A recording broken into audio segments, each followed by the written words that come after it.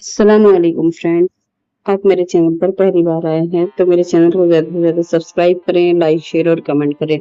Bell icon का button दबाना ना भूलें ताकि आने वाली वीडियो की नोटिफिकेशन आप तक पहुंच सके। शुक्रिया। यह कहानी श्रीनगर के राजा की है।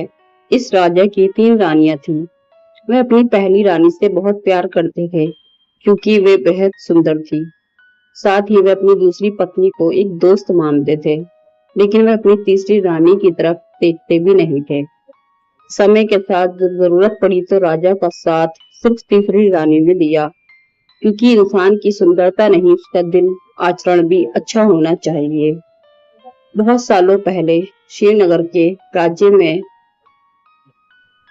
नाथ नाम के राजा शासन करते थे। राजा की 3 पत्नियां थी, लेकिन राजा अपनी तीनों रानियों में सबसे ज्यादा प्यार अपनी पहली पत्नी से करते थे, क्योंकि वह बेहद खूबसूरत थी।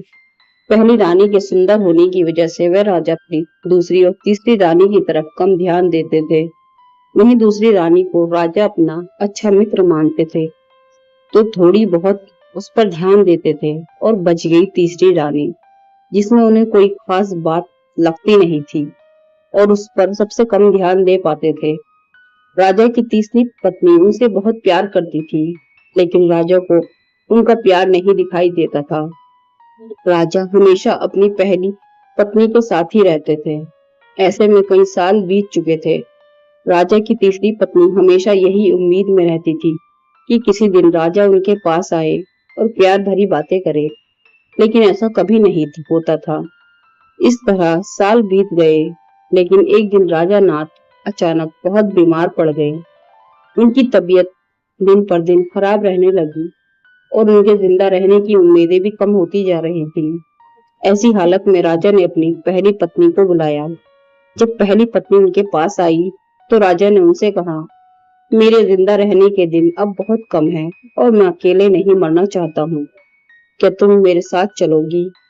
राजा की पहली पत्नी ने उनकी ये अंतिम इच्छा नहीं मानी और कहा, अभी मेरी उम्र ही क्या है और मेरा पूरा जीवन बचा हुआ है।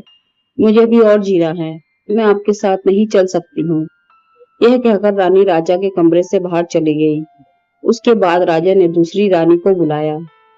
राजा की अंतिम इच्छा के बारे में जब दूसरी रानी को मालूम पड़ा कि वह मरने वाले हैं और अपने साथ अपनी बीवी को ले जाना चाहते हैं, तो इस वजह से वह राजा के पास ही नहीं गई।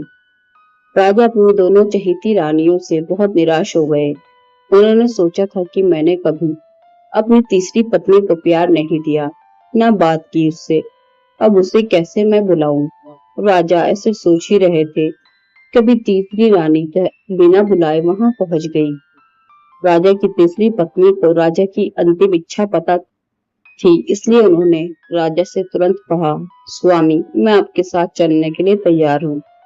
रानी की बातों को सुनकर राजा बहुत खुश हुए, लेकिन खुशी के साथ उन्हें बहुत बुरा भी लगा कि उन्होंने कभी अपनी तीसरी रानी को समय नहीं दिया, प्यार नहीं दिया। लेकिन वही मुझसे बहुत प्रेम करती है। तभी राजगुरु अपने साथ प्रसिद्ध वैद्य लेकर आए, जिसने राजा की तबीयत को बिल्कुल ठीक कर दिया। राजा ठीक होने के बाद अपनी तीसरी रानी के पास गया और उसके साथ प्यार से रहने लगा। अब राजा हमेशा तीसरी रानी को ही अपने पास रखता था और दोनों महल में अपना खुशहाल जीवन बिताने लगे।